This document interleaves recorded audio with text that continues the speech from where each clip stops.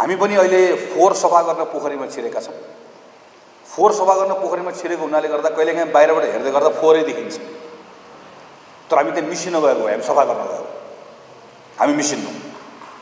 यति कुरा तपाईँले, हामी मिसिन्नौँ, हामी त्यसको पार्ट बन्दैन।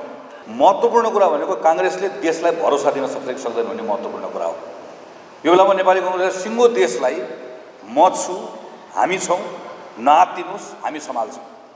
जे जति समस्याहरू छन्, जे जति गुनासोहरू छन्, जे जति असन्तुष्टिहरू छन्, यो सबै कुरा हामी सम्हाल्छौँ भनेर भरोसा दिन सक्नुपर्छ। त्यो भरोसा दिने ल्याङ्ग्वेज काङ्ग्रेसले बोल्नुपर्छ। काङ्ग्रेसको नेता ठिङ्ग उभिँदै गर्दाखेरि त्यो भरोसा आम नागरिकले महसुस गर्न पाउनुपर्छ।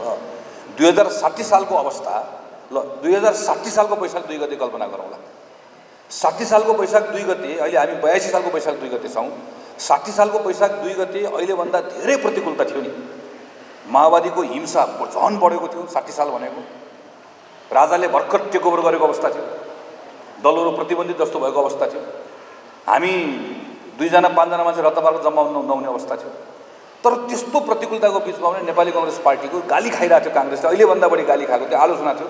तर काङ्ग्रेसको नेता गिरिजाप्रसाद कलवार ठिङ्ग उभिँदै गर्दाखेरि सिङ्गो देशलाई, यो काङ्ग्रेसले चाहिँ देशलाई हिंसाबाट बाहिर निकाल्छ भनेर एउटा भरोसा दिएको थियो। अहिले त्यो भरोसा देशले खोजेको बेला छ। खास गरिकन सबभन्दा बढी भरोसा खोजेको इकोनोमिक फ्रन्टमा छ। मैले नै अहिले हेर्दै गर्दाखेरि पछिल्लो 15-20 वर्षमा अनेकौँ प्रतिकूलताको बिचमा आउँदै गर्दाखेरि पनि इकोनोमी यति धेरै दबावमा परेको म आफैले पनि महसुस गरेको थिएँ, अथवा मैले त्यसरी देखेको थिएँ।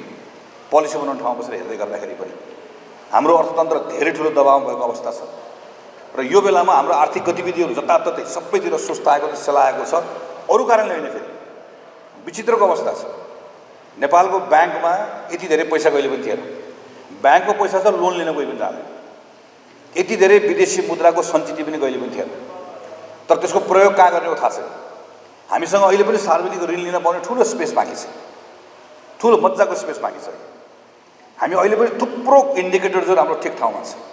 तर भएको के छ भन्दा सिङ्गो समाजले कन्फिडेन्स लुज गरेको छ। समाजले कन्फिडेन्स लुज गर्ने भनेको बजारले कन्फिडेन्स लुज गरेको छ। अहिले भर्खर ध्रुवदाले भन्नुभयो, यहाँ केटाकेटीहरू बाहिर गएका छन्, बाहिर हिजो पनि गएका थिए, बाहिर आज पनि गएका छन्, बाहिर भोलि पनि जान्छन्। हामीहरूभन्दा धेरै राम्रो अवस्थामा भुटान छ। भुटानको पर क्यापिटा इन्कम हाम्रोभन्दा 2.5 गुणा बढी छ। भुटान करप्सन इन्डेक्समा सिङ्गापुरभन्दा ठ्याक्कै मुनि छ। एसियाको सेकेन्ड राम्रो कन्ट्री छ। इन्फ्रास्ट्रक्चर एभ्री सिङ्गल थिङमा नेपालले भुटानसँग कम्पेयर गर्न सक्दैन। तर भुटान आजको दिनमा सबभन्दा बढी केसँग जुझिरहेको छ भने भुटानको जम्मा 6.5 लाख 7 लाख पपुलेसन भएको भुटान, लाखको हाराहारीमा त भुटानका केटाकेटीहरू अहिले सिडनीमा भेटिन्छ।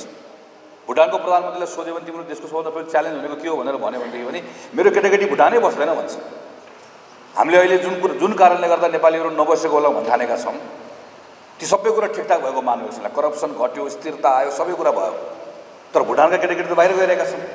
सो स्टोरी के हो भने स्टोरी चाहिँ हाम्रो कारणले गर्दा मात्र होइन, ग्लोबल कारणले पनि हो, एक्सटर्नल कारणले पनि हो। संसारभरि चाहिँ नयाँ नयाँ अपर्च्युनिटी आएको छ। टेक्नोलोजीले संसार सानो बनाइदिएको छ। हाम्रा छोराछोरीहरू यहाँभन्दा 10औं गुणा बढी बाहिरका उपलब्धिहरू देखेर त्यसबाट जाने स्थितिहरू बनेको छ। स्टोरी यो पनि हो। यो स्टोरी भन्दै गर्दाखेरि हामीले नेपालको अहिलेको आजको प्रेजेन्ट अवस्था यस्तो छ, हामीले यसलाई सम्हाल्दै लिएर जानुपर्छ। हाम्रो केटाकेटीहरू अहिले बाहिर गएका छन्, हामी तिनलाई फर्काउने अवस्था बनाउँछौँ। तिनले त्यहाँभन्दा राम्रो आम्दानी हुने अवस्था बनाउँछौँ। अहिले तिनले गरेको आम्दानीको पनि हामी प्रयोग गर्छौँ। तिनले ज्ञान सिकेका छन्, तिनले प्रविधि सिकेका छन्, तिनले पैसा जम्मा गरेका छन्, त्यो पनि हामी प्रयोग गरेर नेपालभित्र वातावरण बनाउँछौँ भन्ने नेपाली काङ्ग्रेसको नेतृत्वले वा हामीले वा काङ्ग्रेसले एउटा भरोसा दिन सक्यो भने त्यही बाहिर गएको कुराको स्टोरी चाहिँ कस्तो देखिन थाल्छ भने त्यो स्टोरी नै पोजिटिभ देखिन थाल्छ, वा त्यसले केही पोजिटिभ कम्तीमा त्यसले भोलि कम्तीमा सकारात्मक हुन्छ भन्ने कुरा आभास दिलाउन सक्छ। यो नेगेटिभिटी जुन छ सिङ्गो नेपाली समाजमा भएको, आत्मविश्वास जुन गुमाएको अवस्था छ, यसबाट यसलाई बाहिर निकाल्नु परेछ। त्यो भरोसा दिने कुरा नेपाली काङ्ग्रेसले गर्न सक्नुपर्ने अवस्था छ यो बेलामा। त्यो भरोसा दिन सकिरहेका छौँ, हामीले पटक्कै सकिरहेका छैनौँ। हामी अहिले नेकपा एमालेसँग मिलेर सरकारमा गयौँ। नेकपा एमालेसँग मिलेर सरकारमा गइसके पछाडि हामीले के ठानेका थियौँ भने दुईवटा ठुल्ठुलो पार्टी मिलेर सरकार बनिसके पछाडि संविधानमा पनि हामी केही कुराहरू बदलाव ल्याउने कुरा हामी तुरुन्त काम प्रारम्भ गर्छौँ। खास गरिकन गभर्नेन्समा हामी व्यापक सुधार गर्छौँ, म्यासिभ सुधार गर्छौँ। व्यक्तिगत रूपमा मलाई भन्नुहुन्छ भने मैले त यो पटक केही भूमिका लिनुपर्छ भन्दै गर्दाखेरि म सरकारमा बसेर भूमिका लिन्न, तर यो सरकार सफल बनाउने, सरकारले परिणाम दिने कुराको सन्दर्भमा व्यक्तिगत रूपमा म वार फुटिङमा काम गर्न तयार पनि छु, व्यक्तिगत रूपमा जोखिम उठाउन तयार पनि छु, घाउ खान तयार पनि छु, गाली खान तयार पनि छु, किनकि अब काम गर्नु पर्यो, परिणाम लिनुपर्छ, जिम्मा पनि लिनुपर्छ। र खास गरिकन सबभन्दा पहिला काम गर्ने भने इकोनोमिक फ्रन्टमा काम गर्ने हो। त्यस कारणले गर्दा यसमा गएर काम गर्ने भने सुरुको चरणमा गएर जोतिएर गएर काम गरेको पनि हो र एकदम उत्साहका साथमा धेरै कुराहरू बदल्न सकिन्छ लागेर गरेको पनि हो। तर बिस्तारै के कुरा लाग्न थालेको छ भने देशलाई कङ्कर्डको स्पिड चाहिएको छ। आज एउटा, भोलि एउटा, पर्सि एउटा माहौल बनाउनु पर्ने छ। यहाँ राम्रो भएको छ, यहाँ राम्रो भएको छ भनेर बनाउनु पर्ने ठाउँमा छ सरकार ट्र्याक्टरको स्पिडमा छ, कुचकुच चुचुच कुचकुच चुचुच गरेर चल्छ। त्यो गति नै, त्यो मान्छेको इमेजिनेसनको जुन गति छ, अपेक्षाको जुन गति छ, खास गरी तन्नेरीहरू मानिसहरू आज परिवर्तन यसरी होस् भन्ने चाहेका छन्, त्यो गति नै यसले पक्राउन सकेन। हामीले अहिले अध्यादेश भन्छौँ, त्यो अध्यादेश ल्याउने भनेर भनिरहेको बेलामा त्यो बकाइदासँग पार्लियामेन्टबाट विधेयक पारित गरेर लिएर जान सक्ने नियमित बाटोहरू सधैँ थियो। तर त्यो बेलामा अध्यादेशको बाटो किन रोजेको भन्दाखेरि त्यो सेन्स अफ अर्जेन्सी आउँछ कि भनेर, कि हामीलाई 100औँवटा कानुन बनाउनु छ, 100औँवटा कानुन खारिज गर्नु छ। त्यो 100औँवटा कानुन बनाउनु, 100औँवटा कानुन खारिज गर्नका निम्ति हामीसँग समयको सुविधा छैन। We don't have luxury of time. हामीले त आजै बेलुका गर्नु पऱ्यो, भोलि बिहान गर्नु पऱ्यो, भ्याइ नभएछ वार जस्तो हो। त्यसैले वार फुटिङमा काम गर्नुपर्छ, आज काम गर्नुपर्छ, भोलि काम गर्नुपर्छ, यसरी काम गर्नुपर्छ भनेर त्यसरी जोतिन हामी खोज्दै गर्दाखेरि पनि कता कता त्यो खालको जोस, त्यो खालको उत्साह, त्यो खालको समर्पण जुन स्तरको नेतृत्वबाट जुन खालको हुनुपर्ने हो त्यो खालको नभएको कुराले गर्दाखेरि हामी अहिले आफैभित्र पनि एक खालको ठुलो हामी यसलाई कसरी चिर्ने भन्ने कुराको सन्दर्भबाट अलमलको स्थिति सिर्जना भएको छ। यसको अर्थ कुनै विकल्पहरू, राजनीतिक विकल्पहरू खोजौँ, यो गरौँ त्यो गरौँ भन्ने होइन। अहिले बनेको सरकार छ, यही अब यो सरकारको ठाउँमा अर्को बने पनि यसरी नै सरकार बन्ने हो, किनकि कुनै पनि पार्टीको मेजोरिटी छ। यही भित्र हामीले काम गर्नुपर्छ, तर डेलिभरी गर्नु पऱ्यो भन्ने कुराहरूको सन्दर्भमा चाहिँ हामी मद्दत गर्न चाहिरहेका छौँ, हामी लागि पनि रहेका छौँ, हामी हाम्रो आफ्नो सम्पूर्ण कुरा त्यसमा लगाएर परिणाम पनि दिन चाहन्छौँ। तर त्यो अनुसारले भइरहेको छ। अहिले काठमाडौँमा हामीले हेऱ्यौँ भने शिक्षकहरू आन्दोलनमा हुनुहुन्छ। शिक्षकको आन्दोलन गर्ने कुराको सन्दर्भमा उहाँहरूले अल्टिमेटम दिएर गरेको महिनौँ भइसक्यो। यसलाई त्यो स्पिडमा काम गरेको भए आज शिक्षकहरू सडकमा आउनुपर्ने अवस्था बन्दैन थियो। सहकारी पीडितहरू त्यो 5 लाखभन्दा मुनि कम बचत भएको सहकारीवालाहरूको पैसा चाहिँ फिर्ता गर्ने कुराहरूको सन्दर्भमा त्यसका बारेमा संसदीय समितिले निर्णय गरेर यो सुझाव भनेर बुझाएर त्यसका निम्ति संयन्त्र बनाएको त्यो महिनौँ भइसक्यो। अहिले रामेश्वर खनाल सरको प्रतिवेदनले पनि दिएको छ। त्यो प्रतिवेदनभन्दा पहिल्यै सूर्य थापाको समितिले प्रतिवेदन बुझाएकै 7-8 महिना 9 महिना भइसक्यो। ती कोही पनि मानिसहरू सडकमा आउनुपर्ने अवस्था आउँदैन थियो। सरकारले कतिपय निर्णयहरू जुन कुरा निर्णय गर्नुपर्ने आवश्यकतै थिएन, चलाउँदै नचलाउनु पर्ने कर्मचारी कतिपय ठाउँमा गएर अनावश्यक रूपमा मानिसहरूलाई सडकमा आउनुपर्ने अवस्था जुन बनाइदिएको छ। अब यो कुराले कस्तो भइरहेको छ हामी भनेदेखि भने हामीले राम भन्ने हो, गर्ने के हो त भन्ने खालको स्थिति बनाएको छ। तर यसको अर्थ फेरि के होइन भने हामी यसलाई बदल्न चाहन्छौँ। त्यसैले म पार्टीको सबै अग्रजहरू यहाँ हुनुहुन्छ, मेरो अन्तिममा 2टा कुरा आग्रह गरेर म टुङ्ग्याउन चाहन्छु। हामी अहिले नेपाली कांग्रेस सम्मिलित भएको सरकारको यसको पर्फर्मेन्स बढाउन चाहन्छौँ।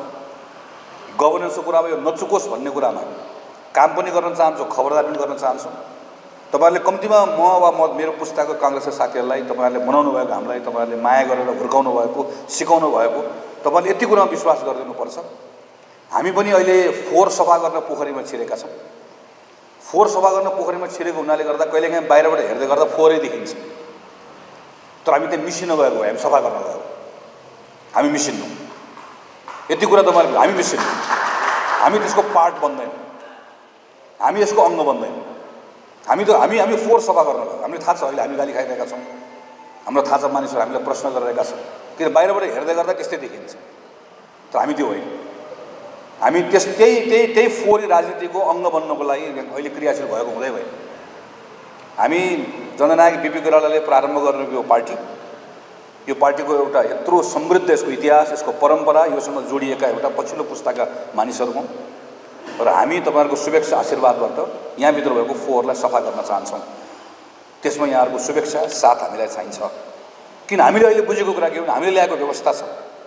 यो व्यवस्थाभित्र नागरिकहरूको अहिलेको अवस्था बदल्नका निम्ति व्यवस्था बदल्ने कुराको बारेमा छलफल गर्नु पनि अहिले आवश्यकता, त्यो कुनै त्यतापट्टिको हाम्रो आवश्यकताको कुरा नै होइन। हाम्रो यही व्यवस्थाभित्र हामीले अवस्था बदल्यौँ।